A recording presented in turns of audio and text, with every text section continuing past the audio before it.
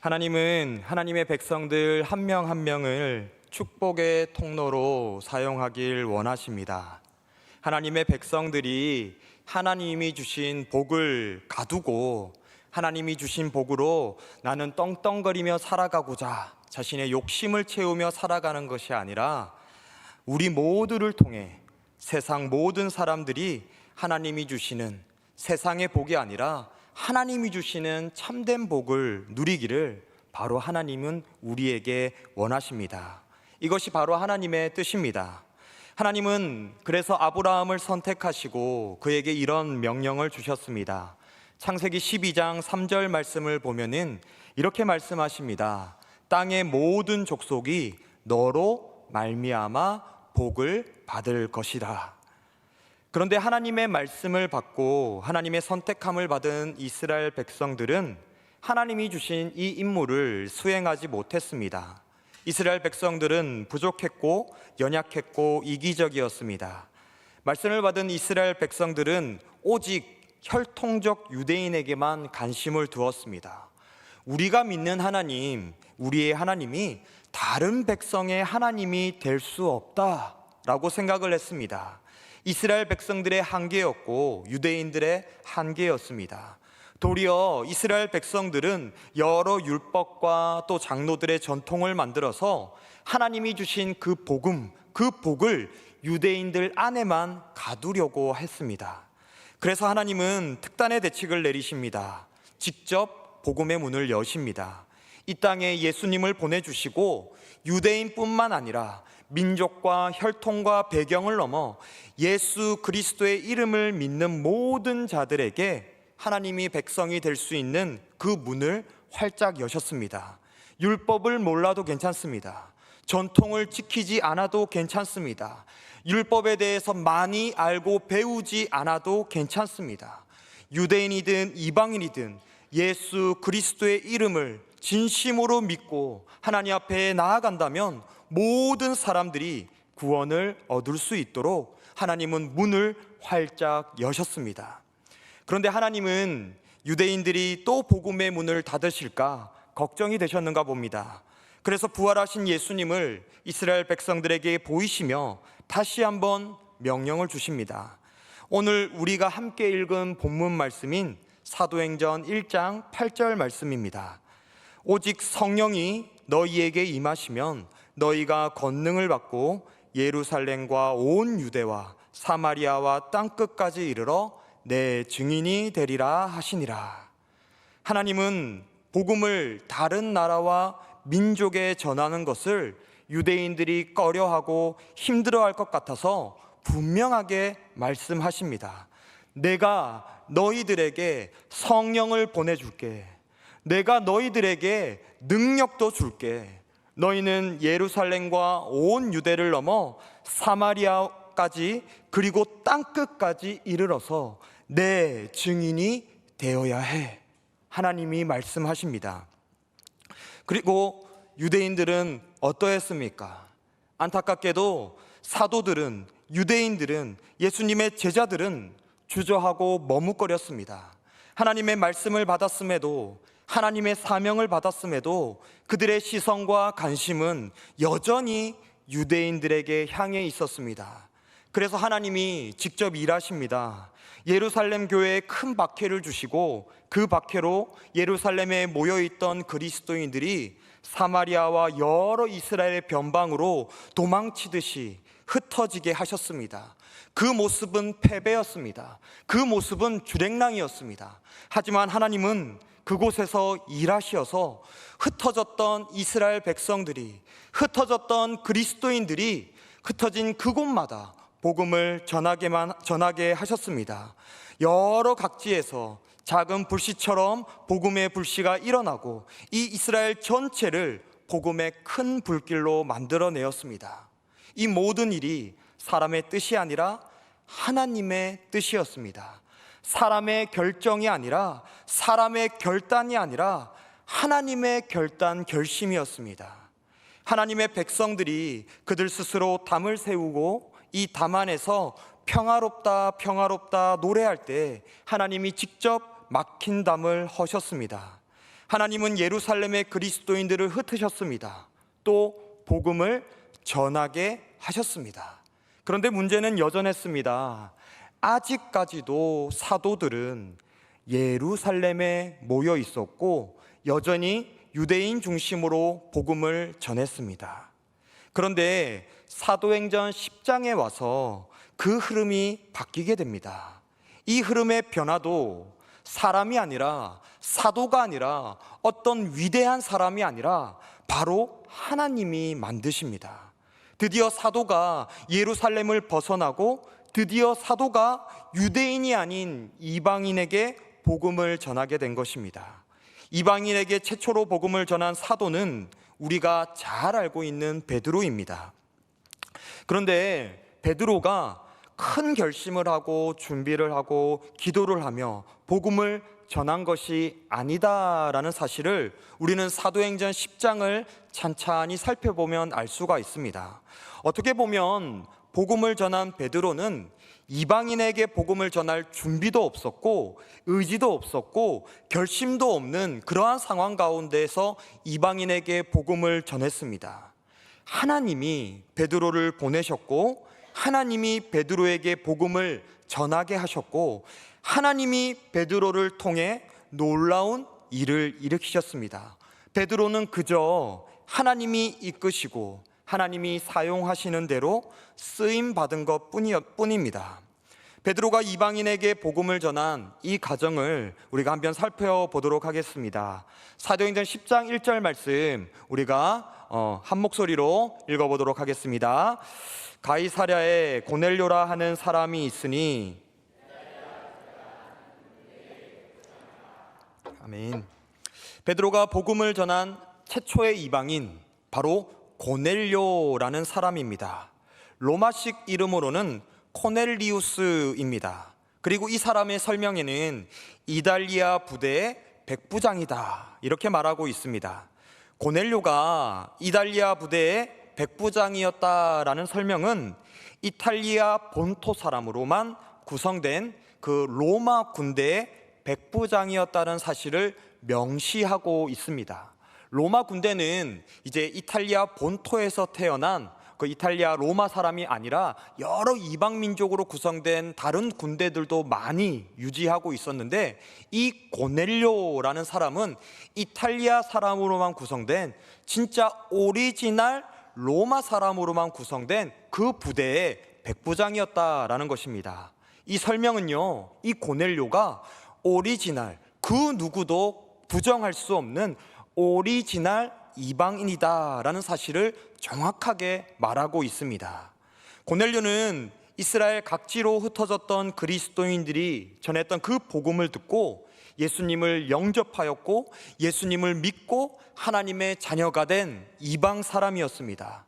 더욱이 그는 경건하였습니다. 구제하고 하나님께 기도하는 일에 열심을 낼 정도로 무늬만 그리스도인이 아니라 오리지널 그리스도인이었다라고 본문은 이 고넬료에 대해서 설명하고 있습니다. 그런데 고넬료에게 정말 특별한 일이 발생합니다. 본문 사도행전 10장 3절 5절 말씀입니다. 하루는 제9시쯤 되어 환상 중에 밝히 봄에 하나님의 사자가 들어와 이르되 고넬료야 하니 고넬료가 주목하여 보고 두려워 이르되 주여 무슨 일이니까? 천사가 이르되 내 기도와 구제가 하나님 앞에 상달되어 기억하신 바 되었으니 내가 지금 사람을 욥바에 보내어 베드로라 하는 시몬을 청하라. 사도행전 10장 3절부터 5절까지의 말씀에 고넬료와 하나님의 천사가 대화하는 이 내용을 보면은 우리들은 알 수가 있습니다. 하나님이 고넬료를 하나님의 백성으로 지금 인정하고 계시다라는 사실입니다. 하나님이 이 고넬료가 비록 유대인이 아니라 이방인이었지만 하나님의 백성, 구원받은 하나님의 백성으로 인정하고 있다라는 사실을 알 수가 있습니다. 이게 이방 선교의 첫 걸음입니다. 하나님의 사자, 즉 하나님이 일하셔서 이방인에게 복음을 전한 일의 시작이 되었습니다. 그리고 고넬료는 하나님의 말씀대로 사람을 보내어 베드로를 자신이 있는 곳으로 초청을 합니다. 하나님은 여기서 그치지 않으십니다. 요바에 있던 베드로에게 더욱 강권적으로 역사하셔서 베드로가 고넬료를 만나러 갈 수밖에 없도록 만드십니다. 기도하던 베드로에게 나타나셔서 우리가 잘 알고 있는 보자기 환상을 보여주시고 환상 속에 하나님의 분명한 뜻을 베드로에게 말씀해 주십니다. 사도행전 10장 15절 말씀입니다. 우리 함께 읽어보도록 하겠습니다. 또 두 번째 소리가 있으되 하나님께서 깨끗하게 하신 것을 내가 속되다 하지 말라 하더라. 여전히 하나님께 선택받은 유대인이라는 민족주의에 베드로는 갇혀 있었습니다. 그래서 이방인들을 무시하던 베드로의 마음에 하나님이 말씀하시는 겁니다. 예수 그리스도를 믿음으로 이미 하나님이 깨끗하다 말씀하시고 이미 하나님이 백성 삼아 주셨는데 베드로가 그를 더 이상 속되다 말하지 말고 그를 속되다 여기지 말고 그를 속되다 생각하지 말고 무시하지 말고 꺼려하지 말라라고 하나님이 베드로에게 말씀하십니다. 그리고 베드로는 하나님의 말씀과 하나님이 보여주시는 환상을 보았습니다. 그럼에도 베드로는 아직까지도 그 상황 파악을 전혀 하지 못한 채 어리둥절해하고 있습니다. 본문 17절 말씀입니다. 베드로가 본 바 환상이 무슨 뜻인지 속으로 의아해하더니 마침 고넬료가 보낸 사람들이 시몬의 집을 찾아 문 밖에 서서 베드로는 하나님이 보여주신 환상까지 보았음에도 불구하고 이게 무슨 말이지? 이게 무슨 뜻이야? 설마 진짜 이방인에게 복음을 전하라 하시는 그 말씀인가? 의아해하고 분위기 파악을 전혀 못하고 있었습니다. 그때 마침 고넬료가 보낸 사람들이 베드로를 찾아옵니다. 그리고 베드로는 이들의 초청에 응해서 고넬료에게로 향합니다. 이쯤 되면 베드로가 분위기를 파악할 수 있을 것 같습니다. 그런데 고넬료를 만난 베드로는 여전히 마음속에 유대인 중심이라는 그 마음을 버리지 못하고 있습니다. 사도라는 사람이 하나님 예수님을 직접 만나고 보고 그의 말씀을 배웠던 성령님을 체험했던 사도라는 사람이 여전히 유대인 중심이라는 그 생각을 아직도 버리지 못하고 있는 것입니다. 본문 28절 말씀입니다. 이르되 유대인으로서 이방인과 교제하며 가까이 하는 것이 위법인 줄은 너희도 알거니와 하나님께서 내게 지시하자 하사 아무도 속되다 하거나 깨끗하지 않다 하지 말라 하시기로. 베드로는 고넬료를 만나서 이렇게 이야기하는 겁니다. 나는 사실 별로 오고 싶지 않았는데 좀 마음이 불편하고 힘들었는데 하나님이 나에게 환상 가운데 나타나셔서 이렇게까지 말씀하시는데 내가 어떻게 너의 부탁을 거절하겠어. 그래서 내가 어쩔 수 없이 이곳에 왔어. 그러니까 빨리 용건을 말해. 이 정도의 분위기로 베드로는 말하고 있습니다. 여전히 이방인에게 복음을 전할 준비가 베드로에겐 되어 있지 않는 것 같습니다. 마음이 없는 것 같습니다. 여전히 깨름직하게 여기는 베드로에게 고넬료는 하나님이 저에게도 환상을 보여주셨어요. 그리고 베드로를 청하라 하셨어요. 그리고 내가 당신으로부터 하나님에 대해서 더 알아가고 싶고 하나님의 그 말씀을 더 배우고 싶습니다 라고 베드로가 이야기합니다. 그제서야 베드로는 깨닫게 됩니다. 나를 이곳으로 보내신 이가 바로 하나님이시다. 그리고 하나님의 마음이 어떠한 것인지를, 그리고 하나님이 원하시는 것이 무엇인지 베드로는 늦었지만 깨닫게 됩니다. 본문 34절 35절 말씀 우리가 한 목소리로 읽어보도록 하겠습니다. 베드로가 입을 열어 말하되 내가 참으로 하나님은 사람의 외모를 보지 아니하시고 각 나라 중 하나님을 경외하며 의를 행하는 사람은 다 받으시는 줄 깨달았도다. 아멘. 처음으로 이방인에게 복음을 전한 베드로의 모습, 사도행전 10장에 나왔던 그 베드로의 모습은 준비 안 됨, 마음 없음, 어리석음이라는 표현들이 어울립니다. 우리들이 흔히 사도라고 하면 굉장히 지혜로울 것 같고 대단한 결심과 불타는 열정과 대단한 의지를 가진 사람일 것이라고 우리는 생각할 수 있습니다. 그리고 복음 전파라고 하면은 왠지 간절함, 지혜로움, 뜨거움과 같은 그런 설명들이 더욱 어울릴 것 같습니다. 그런데 사도행전 10장에 있는 베드로, 그리고 이방인에게 복음을 전한 베드로의 그 모습은 엉겹결에 하나님 손에 붙들려서 어쩌다 보니 복음을 전하게 된 그 모습 그대로입니다. 이런 베드로의 모습을 보면서 저는 우리 단기 선교팀의 모습도 이와 비슷하지 않을까 이렇게 생각을 합니다.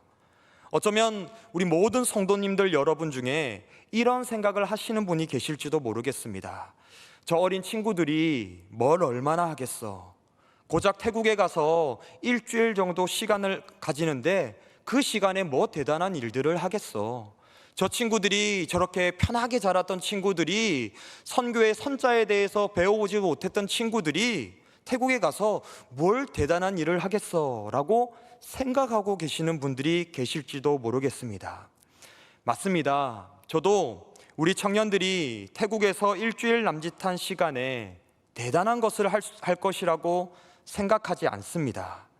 하지만 우리 단기 선교팀은 하지 못할지도 모릅니다. 하지만 하나님은 하실 수 있는 분임을 저는 믿습니다. 고작 일주일이 아니라 우리가 태국 땅에서 단 1시간만 있더라도 하나님은 우리 단기 선교팀을 통해서 하나님이 뜻하신 바를 이루시리라 저는 믿습니다. 본문 가운데 베드로가 엄격결에 고넬료에게 복음을 전하고 성령님이 그에게 임하였던 것처럼 하나님은 우리 단기 선교팀을 통해 일하시리라 저는 믿습니다. 우리는 실패할 수 있습니다. 우리 단기 선교팀은 부족할 수가 있고 연약할 수가 있고 실수할 수가 있습니다. 하지만 하나님은 분명히 성공하실 것입니다. 이번 단기 선교 사역에는 김태영 선교사님이 사역하시고 협력하시는 방콕 주변에 5개의 작은 교회들을 방문하고 교회가 세워지길 기도하고 있는 1개의 전도처를 방문하게 됩니다. 저희들이 오늘 여러분들에게, 성도님들에게 함께 보여드렸던 공연들 가운데 준비한 공연들 중에 정말 일부분을 우리 성도님들에게 보여드렸습니다. 저는 처음에 공연을 준비하면서 정말 많은 것들을 할 수 있으리라 생각을 했습니다. 그런데 점점 모든 준비들이 되어가는 가운데 선교사님이 이런 말씀을 하셨습니다. 교회의 크기가 5평 정도 돼요. 교회의 크기가 조금 큰 데는 20평 정도 돼요 라고 말씀하시는 겁니다. 저는 깜짝 놀랐습니다. 10명의 청년들이 단기 선교팀이 공연을 준비했는데 또 여러 가지 음식이나 축제, 전도축제를 위해서 준비했는데 교회의 크기가 고작 5평, 10평 남짓한 그 교회에서 이 공연을 어떻게 하지? 그 작은 곳에서 어떻게 음식을 나누지? 이런 생각들이 들었습니다. 머리가 복잡해졌습니다. 하지만 저는 하나님이 우리의 계획대로 되지 않을지라도 하나님의 계획하심대로 우리 단기 선교팀의 사역의 주인 되어 주시리라 저는 믿습니다. 선교사님의 말씀으로는 어떤 곳은 단기팀이 처음 방문해서 기대함으로 기도하고 있는 교회도 있다고 말씀하시고, 교회가 생긴 이래 저희 단기팀이 방문해서 협력하고 돕는 그 전도 축제를 처음으로 여는 교회도 있다고 하시고, 미얀마 난민들 중심으로 모이고 있는 전도처에는 우리 단기 선교팀 사역을 기점으로 교회가 세워지기를 기도하고 있는 교회도 있다고 하십니다. 저희는 기대합니다. 하나님이 모든 사역의 주인 되어 주시고 우리가 만나는 모든 영혼들에게 우리가 믿는 예수님이 전해지길 소망합니다. 또한 우리 단기 선교팀 모두가 하나님의 마음을 한 영혼 한 영혼을 찾으시고 한 영혼을 기히 보시는 하나님의 그 마음을 우리 단기 선교팀 모두가 깨달아 아는 성장하는 시간이 되길 소망합니다. 베드로가 성령님께 이끌려 하나님께 이끌려 어떤 상황인지도 자신이 무엇을 해야 하는지도 모르는 상황 속에서 복음을 전하는 일에 쓰임을 받은 것처럼 하나님이 부족하고 서툴기만 한 우리 단기 선교팀을 이끌어 주셔서 복음을 전하게 하시고 복음이 전파되는 상황을 보게 하시고 왜 우리가 복음을 전해야 되는가? 왜 우리가 예수님의 이름을 전해야 되는가? 그것을 깨닫게 하시리라 저는 기도합니다. 베드로는 오늘 본문 가운데 살펴보았듯이 고넬료의 집까지 가서도 정작 고넬료를 만난 그 자리까지도 여전히 인간적인 마음을 품고 있었습니다. 어쩌면 우리 단기 선교팀 태국에 도착하는 그 순간까지도 개인의 바램, 개인의 어떤 기대들을 가지고 갈지도 모르겠습니다. 하지만 고넬료와 만나고 대화하면서 하나님의 마음을 깨달은 베드로처럼 우리 모든 단기 선교팀 또한 하나님께서 선교의 사역 과정 가운데 하나님의 뜻을 알게 될 것입니다. 하나님이 우리 단기 선교팀을 어떻게 사용하실지 잘 모르겠습니다. 정말 많이 계획하고요, 많이 준비하고 머릿속으로 수십 번도 그려보지만 일정들 가운데 여기서는 한 2시간 정도 걸릴 것 같아, 여기선 짐을 푸는데 이 정도의 시간이 걸릴 것 같아, 여기서는 음식을 준비하니 이 정도 시간이 필요할 것 같아. 정말 많은 것들을 머릿속으로 굴려보고 있지만 제 계획대로 되지 않을 것이 너무나 뻔합니다. 또 저희 나름대로 기대함도 있지만 우리의 계획과 그 기대대로 진행되지 않을 수도 있다고 생각합니다. 하지만 분명한 것은 하나님의 사역이니 하나님의 계획대로 이루실 것이다 저는 생각합니다. 우리 청년들 한 영혼을 찾으시는 하나님의 그 마음을 알게 되기를 소망합니다. 우리 청년들 정말 열심히 기도하고 정말 열심히 찬양하고 예배하고 또 삶 가운데에서 하나님의 백성답게 어떻게 사는 것이 그리스도인다운 삶인가, 어떻게 사는 것이 정말 믿음의 삶인가 항상 고민하고 있는 청년들입니다. 하지만 우리 많은 청년들은요, 내 문제, 내 어려움, 내 고민에만 묶여있는 신앙들이 많이 있는 것 같습니다. 다른 사람 생각할 겨를들이 잘 없는 것 같습니다. 그런데 이 선교를 통해서 우리 청년들이 세계 열방을 바라시고 세계 열방에 복음이 전해지기를 원하시는 하나님의 그 마음을 깨닫는 시간 되기를 간절히 소망합니다. 단기 선교팀을 위해서 기도해 주시기 바랍니다. 이번 단기 선교를 통해서 10명의 청년들로 출발을 하지만 도착하는 그 시간에는 10명의 하나님의 일꾼된 사람들이 도착할 수 있도록 기도해 주시기를 바랍니다. 여러분들의 기도를 통해서 우리의 선교 사역들이 하나님의 뜻을 이루는 사역이 되리라 저는 믿습니다. 우리의 모든 사역들, 우리의 삶을 통해서 영광 받으시길 원하는 그 하나님을 기대하는 우리 모두가 되기를 소망합니다.